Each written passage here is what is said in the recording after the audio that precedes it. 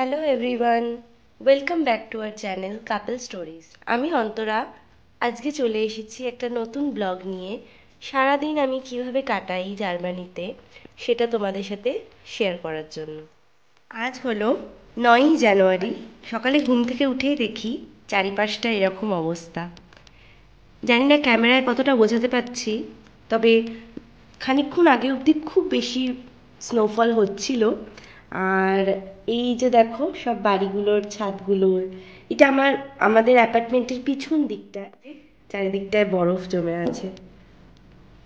সকালবেলা প্রচুর স্নোফল হচ্ছিল। কৌস্তব অফিস বেরিয়ে গেছে, ওকে টিফিন করে দেওয়ার পর আমি একটু গরম চা নিয়ে স্নোফল এনজয় করছি। তোমার টানে সারা বেলার কানে ভোরের অন্তমিল নিশীথে জানে, তোমার টানে সারা বেলার গানে। আমার সকালটা এরমভাবেই শুরু হয়। আমি গুনগুন গুনগুন করে নিজের মনে গান গাই। আর চারিপাশটা এটা একদম আমার বাড়ির সামনে থেকে দেখাচ্ছি। খুবই হালকা এখন হয়ে গেছে স্নোফল। আর এই যে দেখো সামনের বাড়িগুলোর উপরে, টালিগুলোর উপরে হালকা হালকা বরফ জমেছে। দেখতে কিন্তু ভীষণ সুন্দর লাগছে। শীতের সকাল সকাল ঘুম থেকে ওঠাটা যে কি শাস্তির! আমার তো একদমই ভালো লাগে না। তোমাদের কার কার ভীষণ বিরক্ত লাগে শীতকালে সকালে উঠতে, অবশ্যই কমেন্ট করে জানিও। বিয়ের আগে কখনো উঠেছি বলে মনে পড়ে না এত সকালে, কিন্তু এখন উঠতে হয় অগত্যা। একার সংসার, সব কিছুই নিজে হাতে করতে হয়।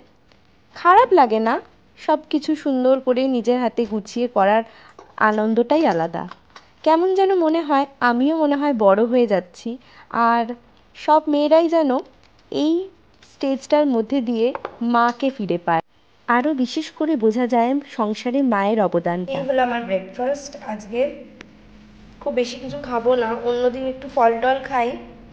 আজকে একটাই ব্রেড খাচ্ছি নিউট্রেলা দিয়ে, আর তার সাথে আমার প্রিয় বনভিটা, আর দুটো খেজুর, একটুখানি ভেজানো ছোলা, কয়েকটা কাজু বাদাম, আর আমন্ডের একটা চকলেট পাওয়া যায় যেটা আমি গপুকে খেতে দিই। সেটাই আমি কৌটে তুলে রাখি আর ওটা একটু একটু করে খাই।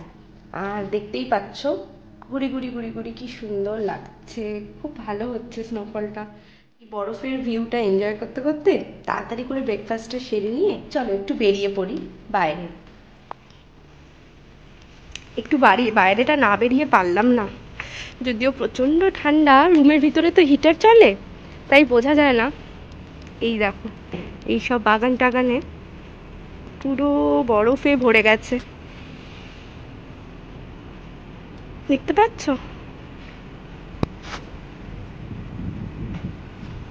সত্যি বরফ পড়লে না সবার মনটা কেমন বাচ্চাদের মতন হয়ে যায় অদ্ভুতভাবে। এতদিন দেখতাম সবাইকে বরফ পড়লে ভীষণ আনন্দ করছে, সবাই বাচ্চা হয়ে যাচ্ছে, ছেলে মানুষ হয়ে যাচ্ছে। এখন বুঝতে পারি কেন। It's beautiful. বেরিয়ে পড়েছি, এই যে গপু,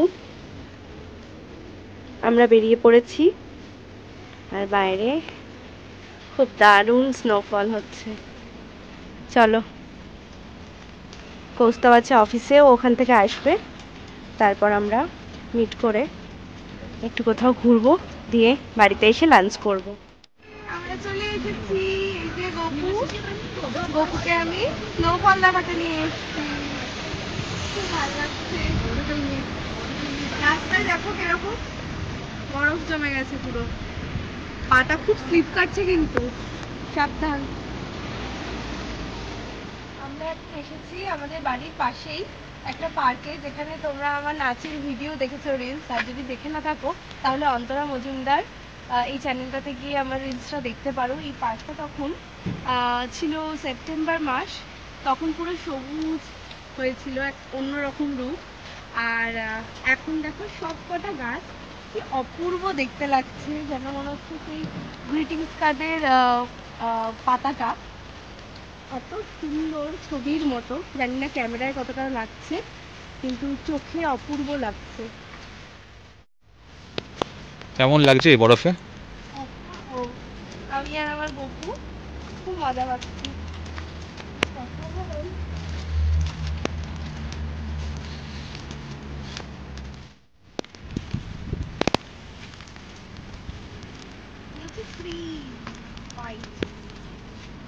চারিদিকটা স্নো হোয়াইট।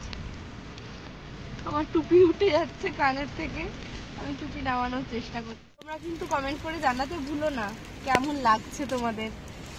তোমাদের এই কমেন্টসগুলো আমাকে আরো মোটিভেট করবে, এনকারেজ করবে আরো সুন্দর সুন্দর ভিডিও বানানোর জন্য। তো অবশ্যই জানিও।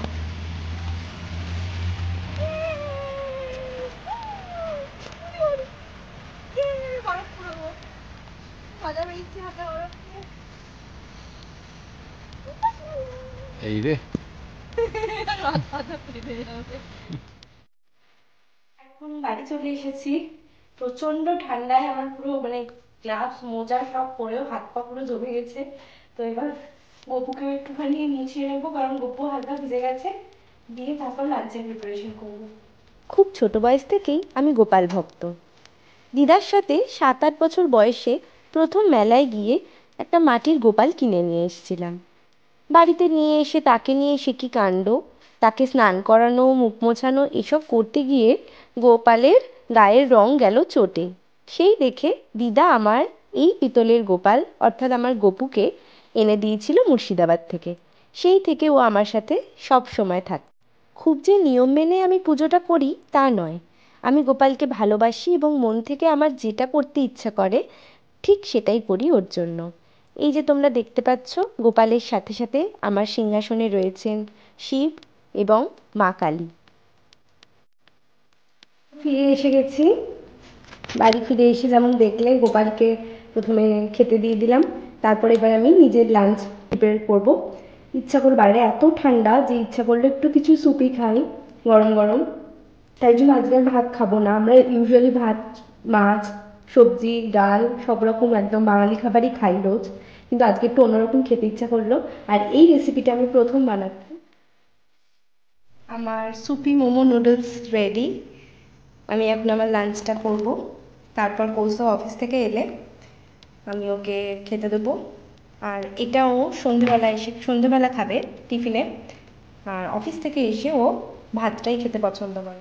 দুপুরে লাঞ্চের পর আমি একটু ঘুমিয়ে পড়েছিলাম ব্লগ দেখতে দেখতে। যেহেতু স্নো নিয়ে আমি প্রচণ্ড লাফালাফি করেছি, তোমরা দেখতে পাবে ব্লগে।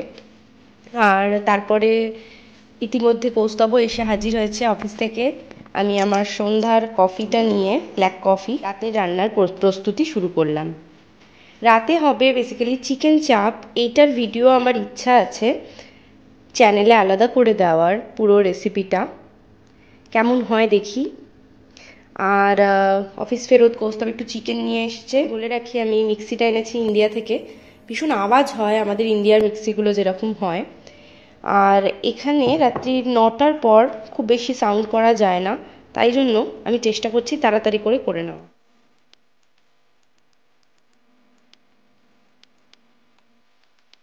এই আমার প্লেট রেডি, চিকেন চাপ, তার সাথে মশালা কুলচা। মশালা কুলচাটা কিন্তু হলদিরামসের রেডিমেড কেনা, এখানে মোটামুটি সব ইন্ডিয়ান স্টোরেই পাওয়া যায়। আর এই আর একজন, সে আর সামলাতে না পেরে আমার অনেকটাই খাওয়া কমপ্লিট। কি কেমন হয়েছে? দারুণ, অসাধারণ হয়েছে, পুরো একদম রেস্টুরেন্টের মতো। যাই হোক, খাবারটা এনজয় করতে করতে আজকের ব্লগটা এখানেই শেষ করলাম। যদি কিছু ভালো লেগে থাকে please do like, comment, share. এখনও পর্যন্ত যারা আমাদের চ্যানেলটাকে সাবস্ক্রাইব করোনি, অবশ্যই কাপল স্টোরিজকে সাবস্ক্রাইব করে পাশে থেকো। ভালো থেকো, টাটা।